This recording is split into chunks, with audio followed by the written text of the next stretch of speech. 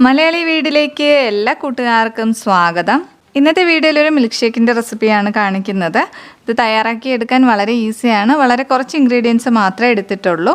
വീഡിയോയിലേക്ക് പോകുന്നതിന് മുന്നേ എൻ്റെ ചാനൽ പുതുതായിട്ട് കാണുന്നവർ സബ്സ്ക്രൈബ് ചെയ്ത് സപ്പോർട്ട് ചെയ്യുക. സബ്സ്ക്രൈബ് ചെയ്ത് കഴിയുമ്പോൾ തൊട്ടടുത്ത് കാണുന്ന ബെല്ലൈക്കണിൽ ഓൾ എന്ന ഓപ്ഷൻ കൂടി പ്രസ് ചെയ്യുക. അപ്പോഴാണ് ഞാനിടുന്ന എല്ലാ വീഡിയോസിൻ്റെയും നോട്ടിഫിക്കേഷൻ കിട്ടുന്നത്. ഇത് തയ്യാറാക്കാനായിട്ട് ഞാൻ ഈ ഒരു ഡ്രാഗൺ ഫ്രൂട്ടാണ് എടുത്തിട്ടുള്ളത്. ഇതിൻ്റെ തൊലിയെല്ലാം കളഞ്ഞെടുക്കാം.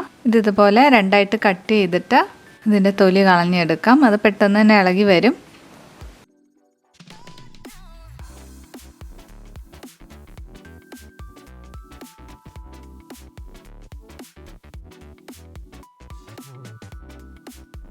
ഇനി ഇത് ചെറിയ പീസസ് ആയിട്ടൊന്ന് കട്ട് ചെയ്ത് വയ്ക്കാം. ഇനി ഒരു മിക്സിയുടെ ജാറിലേക്ക് ഇത് ഇട്ട് കൊടുക്കുകയാണ്. ഇതിലേക്ക് ചേർക്കാനായിട്ട് 1 കപ്പ് പാലെടുത്തിട്ടുണ്ട്. പാല് നന്നായിട്ട് ഫ്രീസറിൽ വെച്ച് കട്ടയാക്കി എടുത്തിട്ടുണ്ട്. തണുത്ത പാല് ചേർത്താലും മതി, ഇങ്ങനെ കട്ടയാക്കണമെന്നില്ല.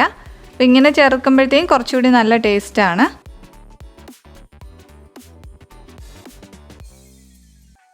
ഇതിലേക്ക് ഞാൻ കണ്ടൻസ്ഡ് മിൽക്കും പഞ്ചസാരയും ചേർക്കുന്നുണ്ട്. 1/4 കപ്പ് കണ്ടൻസ്ഡ് മിൽക്കാണ് എടുത്തിട്ടുള്ളത്. ഇനി മധുരത്തിന് ആവശ്യമായിട്ടുള്ള പഞ്ചസാര ചേർക്കാം. ഞാൻ 3 ടേബിൾ സ്പൂണാണ് ചേർക്കുന്നത്.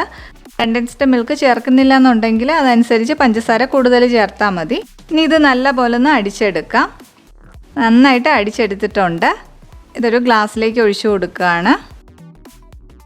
ഇനി ഇതിലേക്ക് ചേർക്കാനായിട്ട് വാനില ഫ്ലേവറുള്ള ഐസ്ക്രീമാണ് എടുത്തിട്ടുള്ളത്. ഉണ്ടെങ്കിൽ അതും കൂടി ചേർത്ത് കൊടുക്കുക. അതും കൂടി ചേർത്ത് കഴിഞ്ഞാൽ നല്ല ടേസ്റ്റി ആയിരിക്കും. ഞാൻ ഇതിലേക്ക് ഒരു 2 സ്കൂപ്പ് ഐസ്ക്രീം ചേർത്ത് കൊടുക്കുന്നുണ്ട്.